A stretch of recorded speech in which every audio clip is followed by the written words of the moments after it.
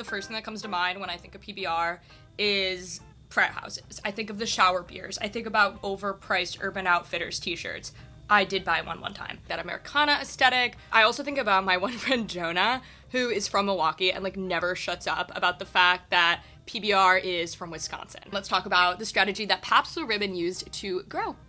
PBR's relationship with its name, its ownership, all of it started off really rocky. The one thing that held true though is the fact that it had really deep roots in Milwaukee and Chicago. Like PBR has gone through more rebrands than Miley Cyrus. Let's flash back all the way to 1844. PBR was actually first formed by a recent German immigrant. His name was Jacob Best. Now Jacob and his 4 sons, they lived in Milwaukee. It actually wasn't called Pabst Blue Ribbon to start. It was called the Empire Brewery. Now that name didn't really stick. It didn't really mean much to Jacob Best or his sons, so they decided to muster up all their creativity and came out with the name Best Brewing Company.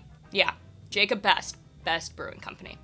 As Jacob Best got older, Best Brewing Company did actually stay within the family, but not to one of the 4 Best brothers. So Jacob's daughter, Maria, actually ended up marrying a guy named Frederick Pabst, and he ended up being the one that purchased it, not one of the brothers. Now moving forward to the 1850s, these things called tide houses came about. So tide houses are just pubs that are obligated to buy a ton of beer from one specific brewery. The first tide house in Chicago was named Best and Weiss, and most of its lager ended up being purchased from Best Brewing Company. Due to the fact that Best and Weiss was buying a ton of lager from Best Brewing Company, Best Brewing Company ended up shifting their focus away from Milwaukee, where it started, to Chicago, where Best and Weiss was established. Call it luck, call it strategy, this was actually a phenomenal move on their part. Chicago had a giant beer culture, like even bigger than it has now. And this was because they had a ton of German immigrants that really just missed the beer back home. Chicago ended up becoming a huge hub for things like business and finance. Also, during this time, people just started to drink a lot, like a concerning amount